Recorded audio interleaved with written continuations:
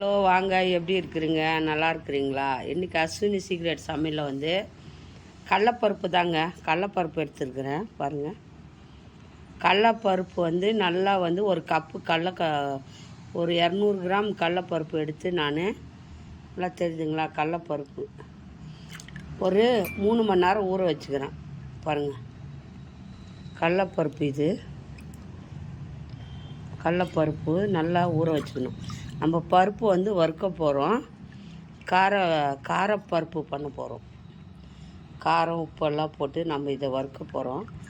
ஒரு 2 மணி நேரம் 3 மணி நேரம் ஊற வச்சுருங்க. கடலப்பருப்பு நல்லா வந்து ஊறினா இப்படி இருக்கணும், இப்படி ஒடியணும். சரிங்களா? நல்லா ஊறிருக்கு. இந்த பருப்பை நல்லா கழுவிட்டு க்ளீனாக நம்ம என்ன பண்ணுறோம், ஒரு காட்டன் துணியில் இந்த பருப்பை வடிகட்டிட்டு சுத்தமாக தண்ணி இல்லாமல் கொஞ்சம் ஃபேனுக்கு அடியில் வந்து இந்த பருப்பை ஆற வச்சுக்கலாம். ஒரு காட்டன் துணி, டவலு, இது மாதிரி வெள்ளை துணி, ஒயிட் துணி எது இருந்தாலும் சரி, தண்ணி இல்லாமல் இந்த பருப்பை நம்ம வடிகட்டி இதில் ஆற வச்சுக்கணும். கொஞ்ச நேரம் ஃபேனுக்கு அடியில் போட்டு நல்லா ஆற வச்சிங்கன்னா இதில் இருக்கிற தண்ணியெல்லாம் ட்ரை ஆகிடும். ட்ரை ஆகின பிறகு இது எப்படி வறுக்கிறதுன்னு நான் சொல்கிறேன். சரிங்களா? சாயங்காலம் ஈவினிங் ஸ்நாக்ஸ் மாதிரி நல்லா இந்த மாதிரி பண்ணி நம்ம ஒரு டப்பாவில் போட்டு வச்சுக்கினா அப்பப்போ காரக்கல்லை வந்து நல்லா டேஸ்டியாக சாப்பிட்லாம். நான் கடலப்பருப்பில் தான் அது நல்லா டேஸ்ட்டாக இருக்கும். கடலப்பருப்பு போட்டுருக்குறேன்.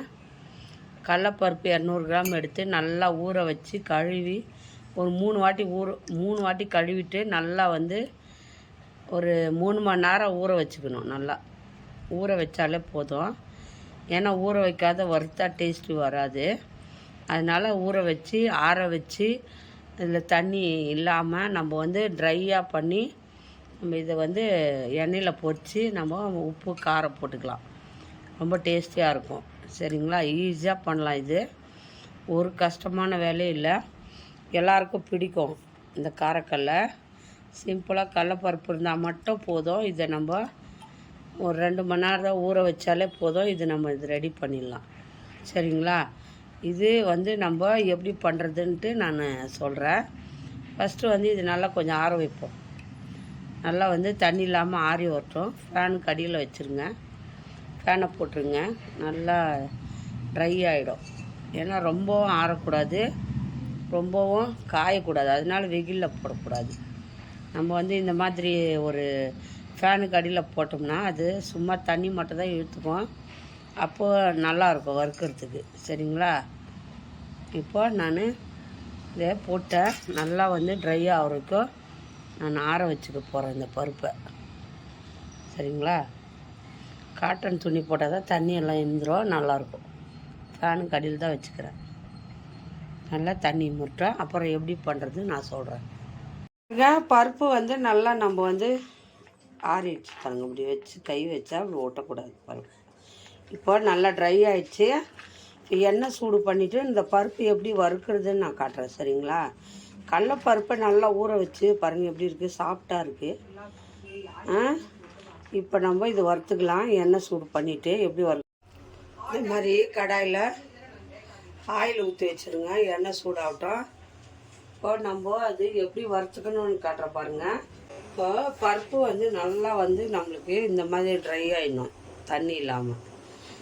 அப்போ தான் வந்து நம்ம எண்ணெயில் வந்து இந்த மாதிரி கரண்டி எடுத்துக்கோங்க. இந்த மாதிரி ஓட்டைக்கிற கரண்டி. ஏன்னா அதில் போட்டு தான் எடுக்கிறது கஷ்டம் ஆகுது. இதில் வச்சுட்டு நீங்கள் வறுத்துங்கன்னா உங்களுக்கு ஈஸியாக இருக்கும். இந்த மாதிரி கரண்டி எடுத்துக்கிட்டிங்கன்னா கரண்டியில் கொஞ்சம் கொஞ்சமாக பருப்பு போட்டு நல்லா நம்ம வறுத்துக்கலாம் இதில். சரிங்களா? பாருங்கள், எண்ணெய் சூடாயிடுச்சு. இது நல்லா அது ஸ்லோவாக தான் இது வந்து ட்ரை ஆகும்.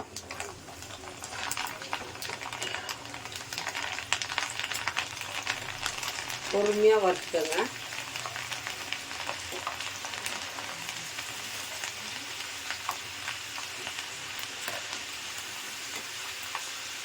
நல்லா சவுண்டு வரணும், அதுக்கு வறுத்தோம்.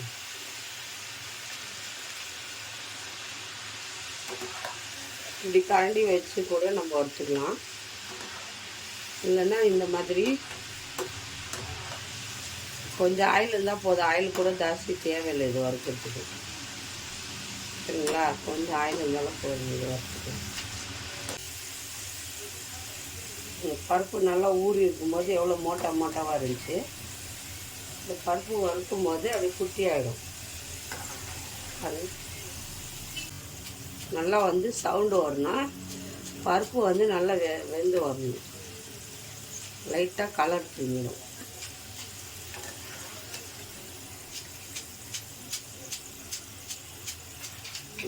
பருப்பு வந்து இப்போ சரியாக வந்துச்சு. இப்போ நம்ம பருப்பு வந்து ஃபுல்லாக வந்து அள்ளிடணும்.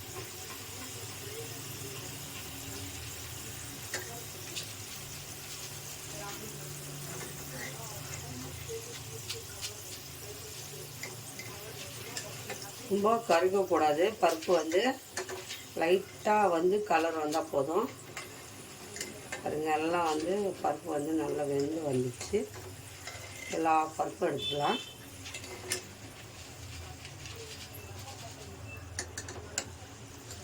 எல்லா பருப்பையும் போட்டு இந்த மாதிரி சவுண்டு வரும். பாருங்க போதும். இப்போ இதை எடுத்து ஒரு அகலமான பாத்திரத்தில் போட்டுக்கோங்க. எண்ணெய் இல்லாமல் ஒரு அகலமான பாத்திரத்தில் பருப்பை போட்டுக்கணும். இதெல்லாம் ஒரே டைமில் போட்டுறாதுங்க, கொஞ்சம் கொஞ்சம் போட்டு வறுத்துக்கணும். கலக்கிட்டே இருங்க. பருப்பு நல்லா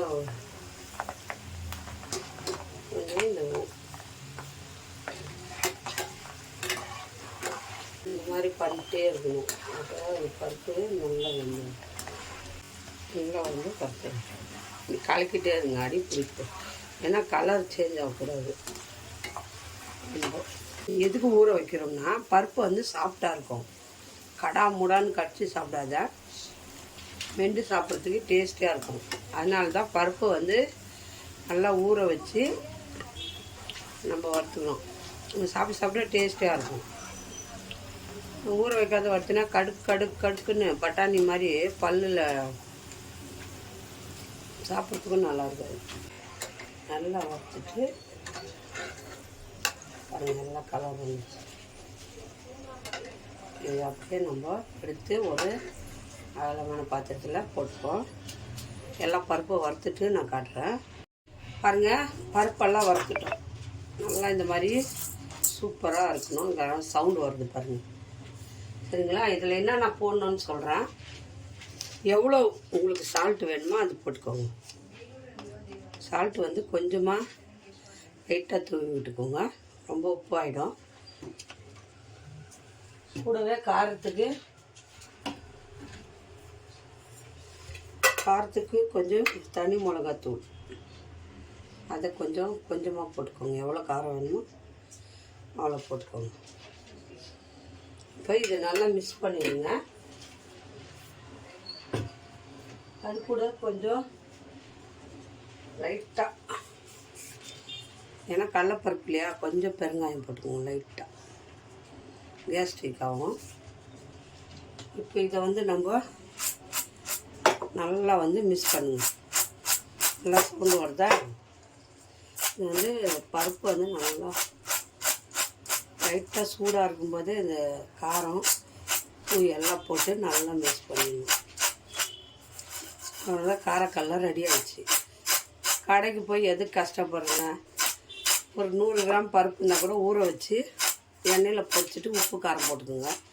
சூப்பராக ஸ்நாக்ஸு பசங்க விரும்பி சாப்பிடுவாங்க. கடையில் போய் 10 20 கொடுத்து எதுக்கு வாங்குறேங்க? பாருங்கள், சூப்பரான ஒரு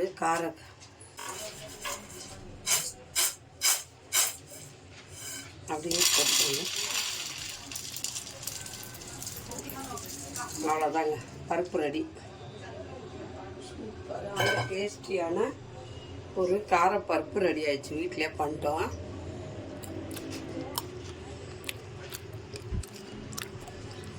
பாருங்கள் எவ்வளோ மொறுன்னு நல்லா சாஃப்டாகவும் இருக்குது, நல்லா மொறுன்னும் இருக்குது, டேஸ்டியாக இருக்குது.